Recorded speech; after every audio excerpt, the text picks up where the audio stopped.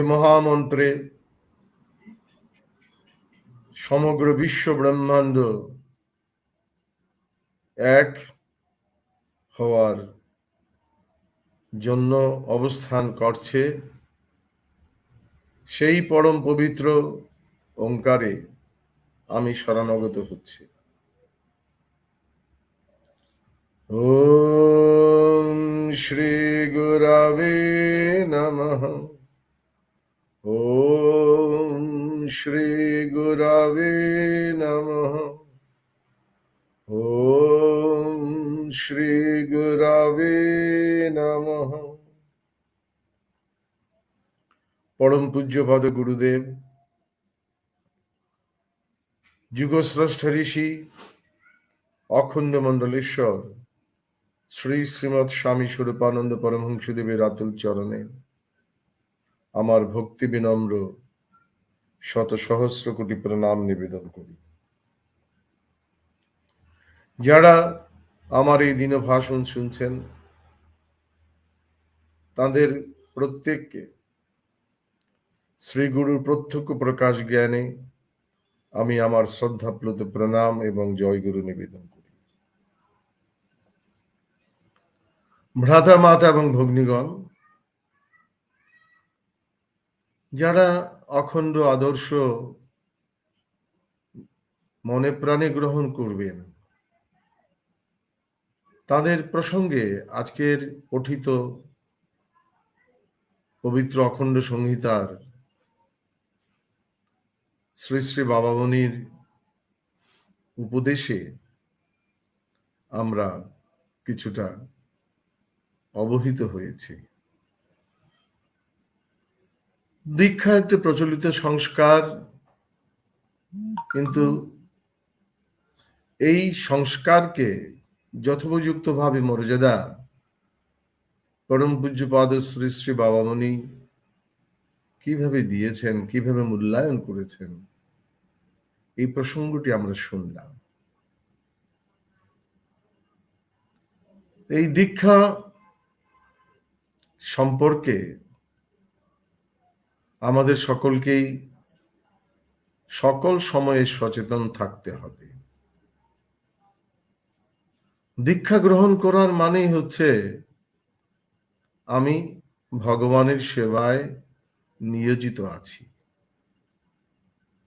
খুব সরলভাবে আমরা যদি দীক্ষার এই অর্থটুকু গ্রহণ করি, আমরা দেখব আমাদের জীবন ধর্মময় হয়ে গেছে। ধর্ম সম্পর্কে বহুজন বহুভাবে বহু ব্যাখ্যা প্রদান করেছেন। সকলে এই বিষয়ে একমত যে ধর্ম সকলের জন্যই কল্যাণকর হবে। ধর্ম সর্বেষাং মধু, সকলের জন্য তা কল্যাণ বয়ে আনবে। এই দিকে লক্ষ্য রেখে আমরা যদি আমাদের অতীতের দিকে ফিরে তাকাই, কিংবা প্রচলিত বিভিন্ন অনুষ্ঠান যা আমরা ধর্মের নামে আয়োজন করি, সেই বিষয়গুলো যদি একটু বিচার বিশ্লেষণ করি, আমাদেরকে ব্যথা পেতে হবে। ধর্মের নামে মানুষ মানুষকে অত্যাচার কম করেনি। ধর্মে যে হিংসাকে নিষিদ্ধ করা হয়েছে, সেই হিংসার চর্চা ধর্মের নামে খুব একটা কম হয়েছে বলে বলা যায় না। তো যা হোক, সেই বিষয়ে আমরা খুব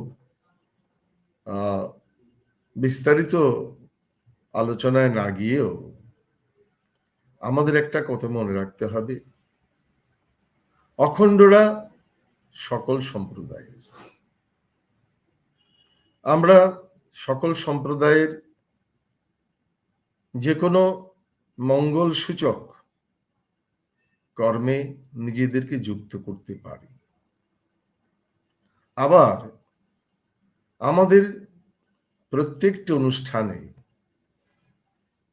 উপযুক্ত প্রস্তুতি নিয়ে যারা আসতে চান সকলের জন্যই আমাদের দ্বার খোলা। কিন্তু খুব সুনির্দিষ্টভাবে যদি বলি, আমরা যারা সনাতনী সাধনার সঙ্গে যুক্ত, আমাদের কিছু উদার সুযোগ আমাদের ধর্ম বা শাস্ত্র সমূহ দিয়েছেন। যেমন ঋষি বললেন, কেবলম শাস্ত্রমাশ্রিত ন কর্তব্য বিনির্ণীয় যুক্তিহীন বিচারেণ ধর্মহানি প্রজায়তে।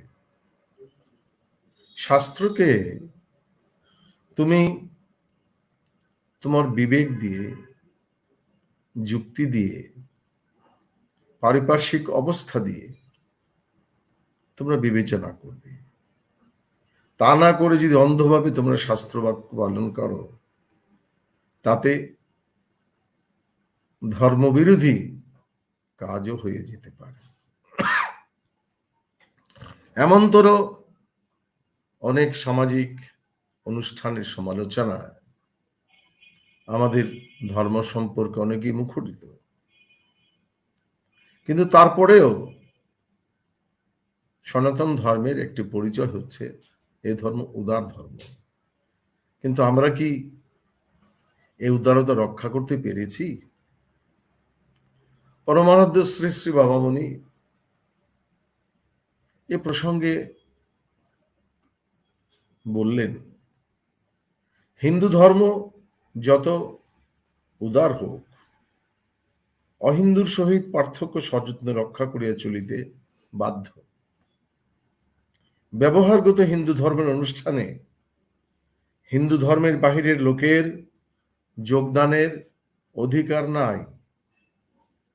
হিন্দু ধর্ম যে উদার, তাহার তাৎপর্য এই যে এক এক পথ ও মতের মধ্যে প্রচুর পার্থক্য থাকা সত্ত্বেও এক মতাবলম্বীরা অন্য মতাবলম্বীদিগকে হিন্দু এই নামটি ধারণে বাধা দেয় নাই, হিন্দু নামে পরিচিত হইবার অধিকারটুকু দিয়াছে। কিন্তু যেখানে এক হিন্দু অন্য হিন্দুর অনুষ্ঠানে যোগ দিলে অনুষ্ঠানটি অশাস্ত্রীয় ও দূষিত হইয়া যায়, সেখানে হিন্দু ধর্ম নামে কোনো বস্তু তোমরা প্রচারের দায়িত্ব গ্রহণ করিতে পারো না। তোমরা অখণ্ড ধর্ম প্রচার করিতেছ, যাহাতে সকল ধর্মাবলম্বীর যোগদানের অধিকার আছে। যে কেহ উপাসনার মনোভাব ও দৈহিক সুচিতা নিয়া যোগ দিবে, তাহাকেই তোমরা ধর্ম অনুষ্ঠানে যোগ দিতে পারো, দাও এবং দিয়ে আসিতেছ। এই বিশেষত্ব কোনো হিন্দু সম্প্রদায়েরই নাই। দেখুন, এক ধর্মের পরিচয় দিয়েও আমরা সকলকে একই অনুষ্ঠানে যোগদান দেওয়ার অধিকার দেই নাই। এভাবে আমাদের মধ্যে অনেক দূরত্ব সৃষ্টি হয়েছে। কবিগুরু রবীন্দ্রনাথ তিনি তার অপমানিত কবিতায় তিনি এ প্রসঙ্গে একেবারে সুনির্দিষ্ট প্রশ্ন রাখলেন।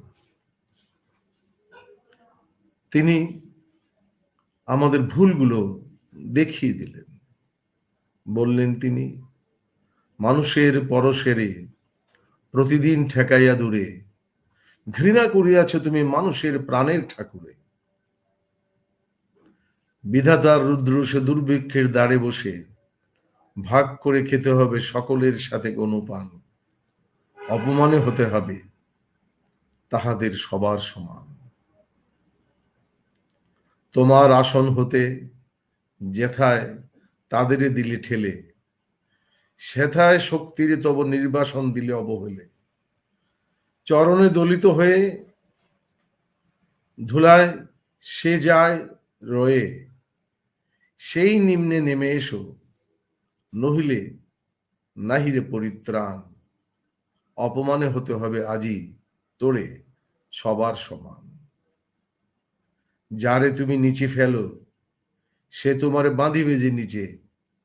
পশ্চাতে রেখেছে যারে, সে তোমার পশ্চাতে টানিছে। অজ্ঞানের অন্ধকারে আড়ালে ঢাকিছে যারে, তোমার মঙ্গল ঢাকে গড়িছে সে ঘোর ব্যবধান। অপমানে হতে হবে তাহাদের সবার সমান। এগুলো আমাদের সমাজের বাস্তব চিত্র। আমরা দেখেছি যারা অপমানিত হয়েছেন, যারা হিংসার শিকার হয়েছেন, তারাও সম্প্রদায়গত দলবদ্ধ হওয়ার চেষ্টা করেছেন, কিন্তু চেষ্টা করেছেন সকলের সঙ্গে এক হবার জন্য নয়। এজন্য ভিন্ন সম্প্রদায় সৃষ্টি হয়ে গেল, যেখানে হতে আবার যারা এতদিন বিদ্বেষের আগুন ছড়িয়েছেন, তাদের উদ্দেশ্যে আবার হিংসা এবং দেশ ছড়ানো হলো। এর ফলে অনেক উচিত কথাই বলা হয়েছে বটে, অনেক বাস্তব চিত্র তুলে ধরা হয়েছে বটে, কিন্তু এই হিংসার অনল কিভাবে নিববে সেই ব্যবস্থা সমাজ প্রত্যক্ষ করেনি। ভিন্ন ভিন্ন ভাবে অপমানিত যারা যারা হিংসার শিকার, তারা সমবেত হয়ে আবার হিংসা এবং বিদ্বেষী ছড়িয়েছেন। ফলে আমাদের মধ্যেকার যে দূরত্ব, যে ব্যবধান, আমাদের মধ্যেকার যে প্রাণের মিলনের অভাব, সেটা কিন্তু দূরীভূত হয়নি। আমরা শ্রীমদ্ ভগবদ গীতায় শ্রী ভগবানের মুখে শুনেছি, यदा यदा हि धर्मस्य ग्लानिर्भवति भारत অভ্যুত্থানম অধর্মস্য তদাত্মানম সৃজাম্যহম। হে আমার ভক্ত, যেখানে অধর্মের বিস্তৃতি ঘটেছে, ধর্মের উপরে আঘাত এসেছে, সেখানে আমি নিজেকে সৃষ্টি করি। তাই আমরা দেখি এই হিংসা, এই বিদ্বেষ দূরীকরণের জন্য বিভিন্ন সময়ে বিভিন্ন অবতার কল্প মহাপুরুষের আবির্ভাব হয়েছে। সবকিছু বিবেচনায় রেখেই আবার কবিগুরু তার যে পর্যবেক্ষণ, যে অপমান, যে সংঘাত আমাদের মধ্যে ধর্মীয় আয়োজনকে কলুষিত করেছে, তাকে নিষ্কলুষ করার আহ্বান জানিয়ে তিনি ভারত তীর্থ কবিতায় বলেছিলেন, এসব ব্রাহ্মণ সূচি করে মন, ধরো হাত সবাকার, এসো হে পতীত করো অপনীত সব অপমান ভার। যারা অত্যাচার করেছেন তাদেরকে তিনি বললেন, এই বিদ্বেষের অসুচিতা থেকে তুমি তোমার মনকে মুক্ত করো। হিংসা, বিদ্বেষ সবই তো অসুচি। সর্বম খলিদম ব্রহ্মা, মুখে বলবে যে সর্বত্রই ভগবান আছে, আর মানুষকে তুমি অপমান করবে, মানুষকে তুমি দূরে ঠেলে রেখে দেবে, এটা হয় না। হে ব্রাহ্মণ, তুমি এই অসুচি থেকে দূরে ঠেলে রেখে সকলের হাতের দিকে তোমার উদার হস্ত সরিয়ে দাও, তোমার হাত বাড়িয়ে দাও। আবার একই সঙ্গে তিনি বললেন, এসো হে পতীত, যারা ভাগ্যদোষে অপমানিত হয়েছে, করো অপনীত সব অপমান ভার। আসো তুমিও তোমার অপমানের প্রতিহিংসা না চেয়ে প্রতিবিধান চাও। প্রতিহিংসা এবং প্রতিবিধান এক জিনিস নয়। হিংসা শুধু হিংসাকে সৃষ্টি করে। ব্রাহ্মণ যদি অব্রাহ্মণকে হিংসা করে থাকে, তবে অব্রাহ্মণের হিংসা ব্রাহ্মণকে তো আপন করতে পারবে না। এই জন্যই কবিগুরু অত্যন্ত সর্বজনীন একটি সিদ্ধান্ত এখানে দিলেন যে হিংসা বিদ্বেষ ভুলে ব্রাহ্মণ তুমিও এগিয়ে আসো। যে অপমানিত হয়েছ সেও তার অপমানের জ্বালা ভুলার চেষ্টা করো। এবার তিনি বললেন, মার অভিষেকে এসো এসো তোরা, মঙ্গল ঘট হয় নিজে ভরা, সবার পরশে পবিত্র করা তীর্থ নিবে।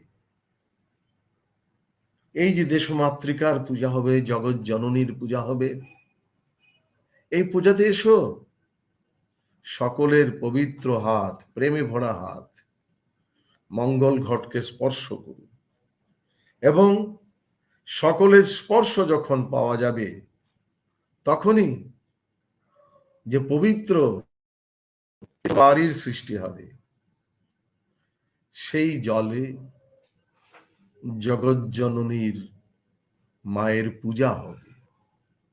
এইটি তিনি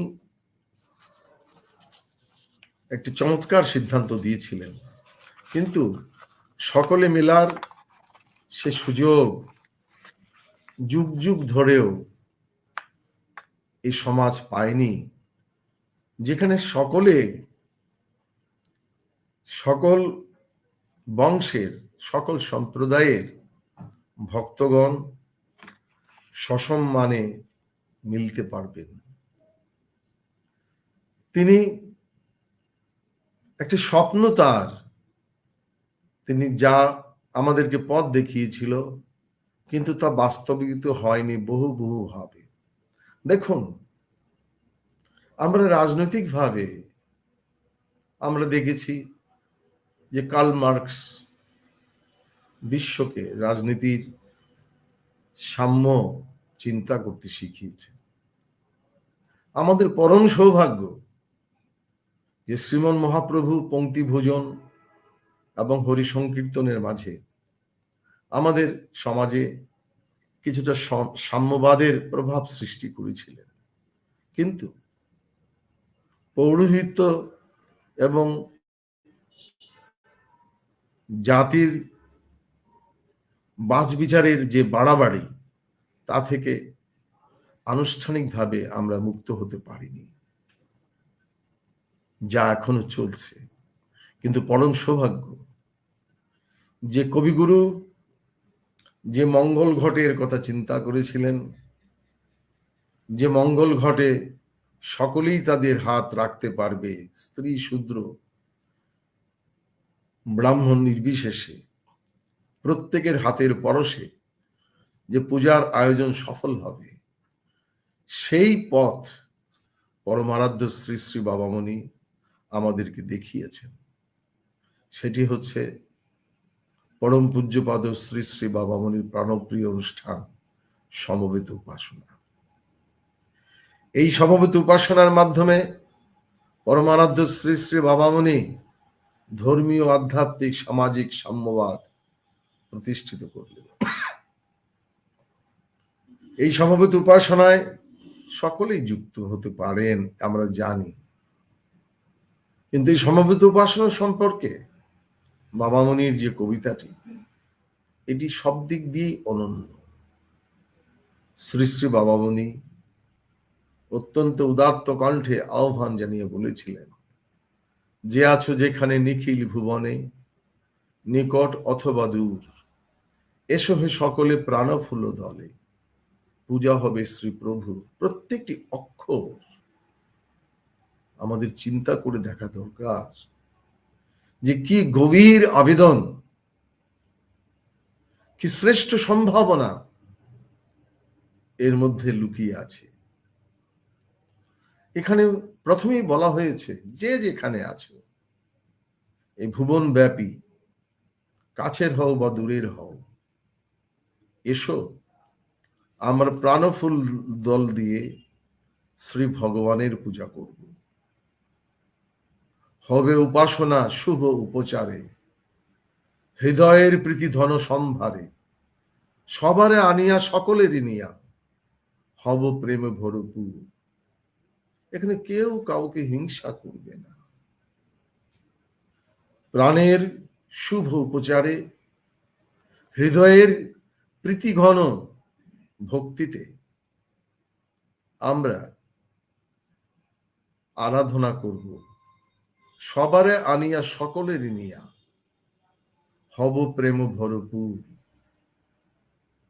যে মঙ্গল ঘটের কথা কবিগুরু স্বপ্ন দেখেছিলেন, সকলের পরশ যুক্ত পরমারাধ্য শ্রী শ্রী বাবামণি সকলের সেই পবিত্র স্পর্শকে নিশ্চিত করার পথ দেখালেন এই সমবেত উপাসনায়। শ্রী শ্রী বাবামণি তারপরেই বললেন, সকলের হৃদয় স্নেহে ভরে দিব, সকলের শত দুঃখ হরে নেব, হরস পরশে সরস দরসে নাচিবে যে ব্যথা তুই। আমরা যুক্তি দিয়ে কখনো অতীতের দুঃখকে, অবিচারকে আমরা জয় করতে পারবো না। প্রতিহিংসা দিয়ে আমরা হিংসার প্রতিকার করতে পারবো না। যা দিয়ে পারবো তা হচ্ছে অন্তরের পবিত্র স্নেহ, যা সকলের শত দুঃখকে হরণ করবে। এই সমবেত উপাসনায় যারা যোগদান করেন, তারা সুস্পষ্টভাবে বোঝেন যে আনন্দময় স্পর্শ পেয়ে এবং সরস দর্শনে কিভাবে অতীতের দুঃখের কথা, গ্লানির কথা, অপমানের কথা মানুষ ভুলতে পারে। প্রতিহিংসা দিয়ে হিংসাকে দূর করা যাবে না। অতীতের দুঃখময় হিংসাকে যদি জয় করতে হয়, ভালোবাসা দিয়ে জয় করতে হবে। এ প্রসঙ্গে শ্রী শ্রী বাবামণি আরো বললেন, মুছিয়া যাইবে সকল অতীত, ঘুচিয়া যাইবে অখিল অহিত। অতীতের অপমান, গ্লানি, দুঃখ, হিংসা, এই সব কিছু আমরা একত্রে যখন বসে আরাধনা করব, সকলের প্রভু যিনি সমমন্ত্রে, সমকণ্ঠে, সমপ্রাণে আমরা যখন তার গুণগান করব, অতীতের সকল দুঃখময় অতীত, অতীতের সকল দুঃখময় স্মৃতি আমাদের ছেড়ে চলে যাবে। অতীতের যা কিছু অহিত হয়েছিল, সেই দুঃখদ, গ্লানিকর সকল অতীত এর পাপ থেকে, পাপাভ্যাস থেকে আমরা মুক্ত হতে পারব। এই জন্যই বললেন, মুছিয়া যাইবে সকল অতীত, ঘুচিয়া যাইবে অখিল অহিত। প্রণব মন্ত্রে হৃদয় যন্ত্রে মূর্ছনা সুমধুর। জীবন জাগাবে, উদ্ধার হবে যত আছে সুরাসুর। এই সমবেত উপাসনার মাধ্যমে যে ভাগ্যবান, যে তথাকথিত ভাগ্যহীন, যে উচ্চ বংশের, যে তথাকথিত নিচকুলের, যে শিক্ষিত, যে অশিক্ষিত, যে অত্যাচারিত, যে অবহেলিত, এমনকি যে অবহেলা করেছে, যে অত্যাচার করেছে, অত্যাচারী, অবিচারকারীরও এখানে অন্যায় অভ্যাস থেকে মুক্তি ঘটবে। এই সমবেত উপাসনায় যখন আমরা প্রাণ ভরে যোগদান করব, এই সমবেত উপাসনার প্রকৃত তত্ত্ব আমরা যখন বুঝতে পারব, তখন আমরা সুস্পষ্টভাবেই দেখব যে শতদা বিচ্ছিন্ন এই সমাজকে একটি মিলন মঞ্চে মিলিত হওয়ার মহাযজ্ঞের সূচনা করে গেলেন পরমারাধ্য শ্রী শ্রী বাবামণি। এবং সেখানে এককেই রাখা হয়েছে, যে এক সকলকে স্বীকার করে। আমরা সমবেত উপাসনায়, পূজার আসনে এই ওঙ্কারকে রাখি, তার কারণ এই ওঙ্কার সকলকে স্বীকার করে, সকলকে আশ্রয় দেয়, সকলের প্রশংসা করে এবং সকলকে নিজের মধ্যে ধারণ করে। এর জন্য উপনিষদের ঋষি বলেছিলেন, ওম ইত্যেতদক্ষরম ইদং সর্বম। ইনি সব ভিন্ন ভিন্ন ভাবে এক ভগবানের আরাধনা করতে গিয়ে আচারগত প্রভাবে যে বিচ্ছিন্নতার সৃষ্টি হয়েছে, তার অবসান হতে পারে তখনই যখনই সর্বমন্ত্রের প্রাণ, সর্বতত্ত্বের আধার এই ওঙ্কারে আমরা সকলে মিলে আমাদের ভক্তি অর্ঘ্য নিবেদন করতে পারি। হাজার হাজার বছর ধরে একত্রে বসা নিষিদ্ধ ছিল। হাজার হাজার বছর ধরে প্রণব এবং ব্রহ্ম গায়ত্রী নিষিদ্ধ ছিল। পরমারাধ্য শ্রী শ্রী বাবামণি তিনি কারো নিন্দা করলেন না, তিনি কারো বিরুদ্ধে কোনো কথা বললেন না, কিন্তু তিনি এমন এক সাধন ব্যবস্থা সমাজকে দিলেন যেখানে সর্বসম্প্রদায়ের মানুষ, সর্বশ্রেণীর মানুষ সকলে একত্রে সমকালে সম আসনে বসে সমমন্ত্রে সকলের পিতার আরাধনা করতে পারেন। আর সমবেত উপাসনায় তিনিই পূজার আসনে আছেন, যার মধ্যে সকলে আছেন। কাজেই ভ্রাতা মাতা এবং ভগ্নীগণ, এই যে সমবেত উপাসনা, এই সমবেত উপাসনার বিষয়ে আমাদের সকলকে আগ্রহী শুধু নয়, পরম নিষ্ঠাশীল হতে হবে। এই সমবেত উপাসনাই পারে খণ্ড বিখণ্ড মানব জাতিকে একটি মিলন মঞ্চে একত্রিত করতে। সেই পরম সাধনা এসেছে এবং আমরা পরম সৌভাগ্যবান যে আমরা সেই সমবেত উপাসনার বর্তমান সময়ের অংশগ্রহণ করে ভবিষ্যৎ সুন্দরতম ভবিষ্যৎ গড়ার যে দীর্ঘ পথ, সেই পথের আমরা সাথী হয়ে থাকলাম।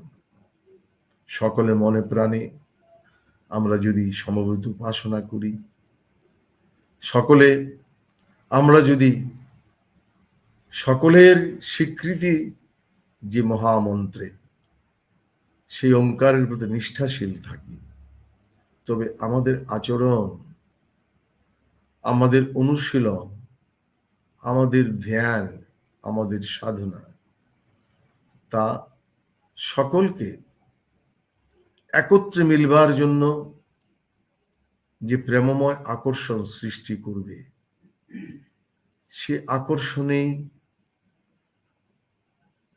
অতীতের সকল দুঃখ সমাজ ভুলতে পারবে। ভ্রাতা মাতা এবং ভগ্নীগণ, সাংগঠনিকভাবে আমরা যেহেতু একটি নির্দিষ্ট আদর্শের ছায়াতলে যুক্ত আছি, আমাদেরকে মনে রাখতে হবে যেখানে মানুষের উপস্থিতি মানুষের যজ্ঞকে পণ্ড করে, তার প্রশংসা আমরা কখনোই করব না। যেখানে মানুষের প্রতি যে অনুষ্ঠানে মানুষের প্রতি বিদ্বেষ ছড়ানো হয় তার প্রশংসা আমরা করব না, কিন্তু আমরা মনে প্রাণে আমাদের এই যে সর্বালিঙ্গনকারী সাধনা, সমবেত উপাসনা, আমরা শুধু তারই অনুশীলন করে এবং তার প্রচার প্রসারে প্রয়াসী হয়ে এবং সর্বশ্রেণীর মানুষকে সশ্রদ্ধ চিত্তে সপ্রেম আহ্বান জানিয়ে আমরা আমাদের কর্তব্য পথে এগিয়ে যাব। এই কালজয়ী সমবেত উপাসনা অতীতের সকলের দুঃখ গ্লানিকে অবসান করে আনন্দময় নবযুগের সূচনা করবে সুনিশ্চিত। হরি ওম।